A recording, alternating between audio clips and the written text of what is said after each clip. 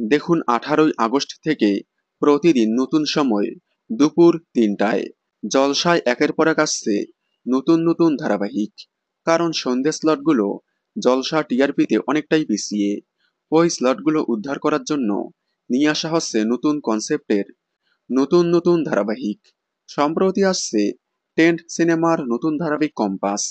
আগামী 25শে আগস্ট থেকে শুরু হচ্ছে কম্পাস। কম্পাসকে জায়গা করে দিতেই শেষ হয়ে যাচ্ছে তেঁতুল পাতা। এরপর আসছে ম্যাজিক মোমেন্টসের নতুন ধারাবাহিক। এই ধারাবাহিকটি আসতে পারে সন্ধ্যে 7টা স্লটে। তবে যাই হোক, জলসা সন্ধ্যে স্লটগুলো টিআরপিতে পিছিয়ে থাকায় এভারেজ জিআরপিতেও কমে গিয়েছে। এ কারণেই জলসা আবারও সম্প্রচার শুরু করছে পুরনো জনপ্রিয় ধারাবাহিকগুলোর। তেমনই একটি জনপ্রিয় ধারাবাহিক আবারও সম্প্রচার হতে চলেছে। আগামী 18ই আগস্ট থেকে প্রতিদিন দুপুর 3টায় দেখতে পারবেন জনপ্রিয় ধারাবাহিক গাঁটছড়া। গাঁটছড়া ধারাবাহিকটি এক এক করে মোট 18বার বেঙ্গল টপার হয়েছিল।